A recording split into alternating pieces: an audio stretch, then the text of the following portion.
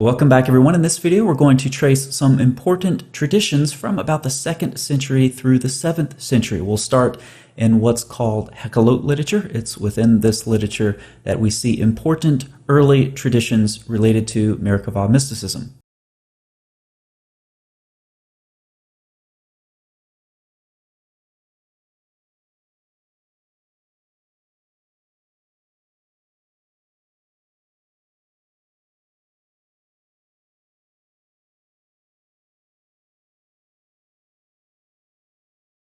I've prepared this diagram to help us through our study today.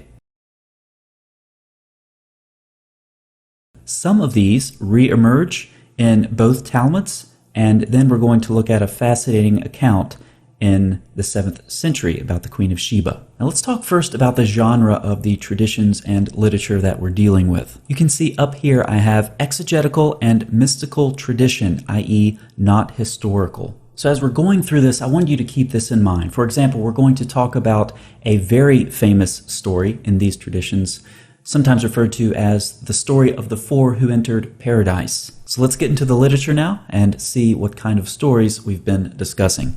A certain person was worthy and stood at the gate of the 6th palace and saw the brilliance of the air, of the stones, and he opened his mouth twice and said, "Water, water." In the blink of an eye they cut off his head, and 11,000 iron cleavers shall be upon him. This tradition is represented by the 3rd block on our diagram. Quite an esoteric story, isn't it? Now, before we talk about the interpretation, let's catch a later version from the Babylonian Talmud. Here we have the 4 who entered paradise, and some of what you're about to hear will sound very familiar. Akiva said, "When you get to stones of pure marble that look like water, don't say water, water, for it is said, he who speaks falsehood shall not be established before my eyes." Then we could continue reading about the 3 who didn't fare so well, and Akiva makes it out in one piece. So what are we seeing in these rather mysterious texts? Well, we're seeing descriptions of tests that are applied to the Merkabah mystics as they're ascending to the throne room. There are several of them, and they're actually quite interesting. When you get to the door of the 6th palace, angels tell you to enter.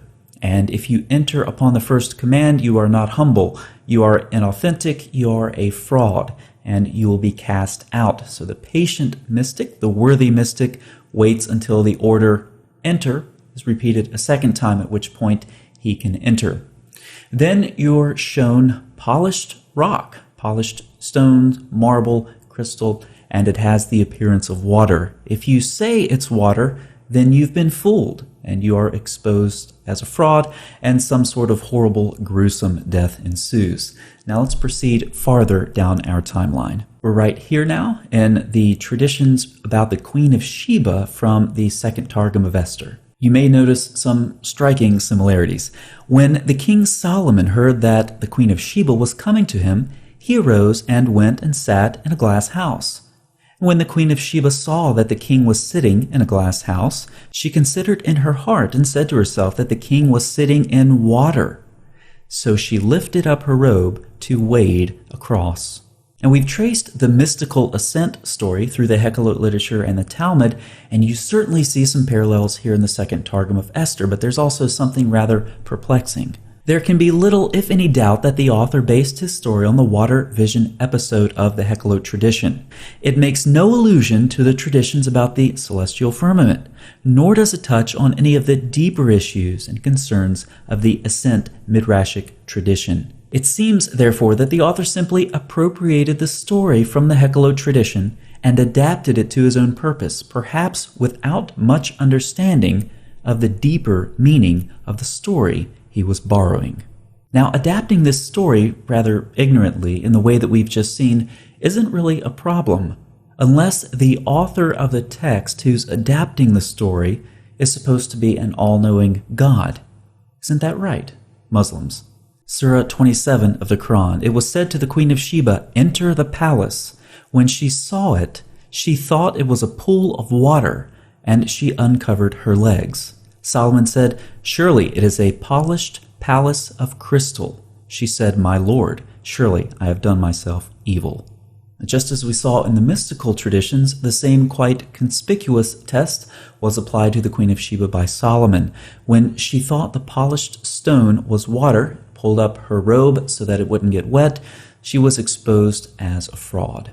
Now we can complete our diagram, adding Surah 27 from the Quran down here in our last block. Jacob Lasner states, shorn of all exegesis, verses 15 through 44 of Surah 27 represent a seemingly disjointed account, more reminiscent of an opaque folktale than historical narrative or a didactic midrash based on an ancient and oft-read chronicle. Moreover, the Quran version remains elusive and ahistorical, even after considering the scattered references to Solomon that are found elsewhere in Islamic literature. So we started back here in the mystical traditions and ended here with derivative material the author of the Quran thought was historical, as he included it into the already bloated narrative about Solomon. God, who by definition is all-knowing, could not make such a mistake. We see then that the author of the Quran was not all-knowing. Therefore, contrary to the claims of Muslims, the author of the Quran was not God. Thanks for watching. Welcome everyone. We began our journey through mystical material some time ago with a brief survey of various mystical themes and how they influenced Islamic traditions. In this video, we're going to pick up where we left off and carry that Solomon and Queen of Sheba story a bit further.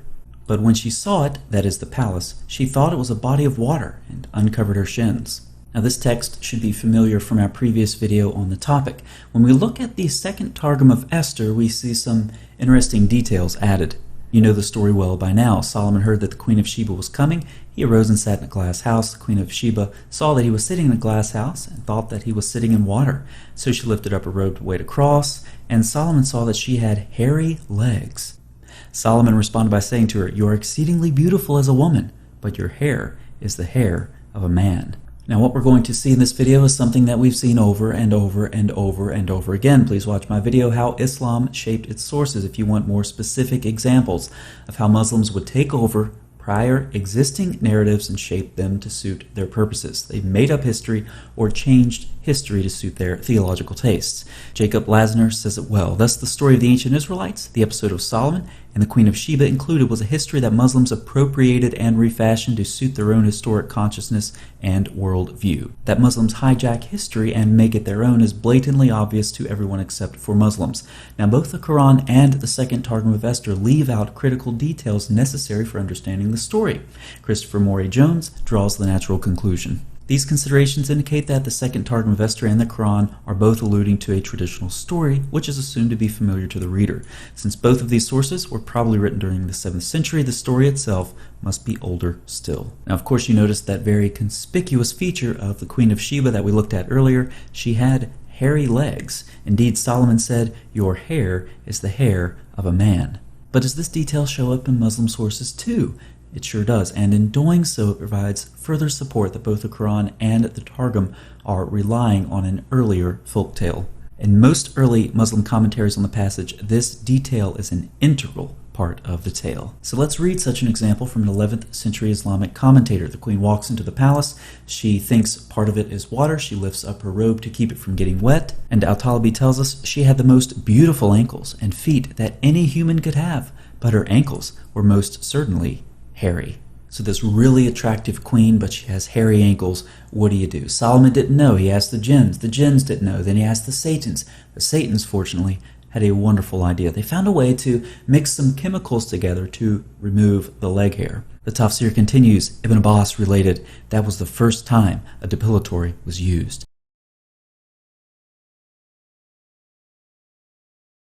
Solomon then married her. Ibn Abbas, such a wise man.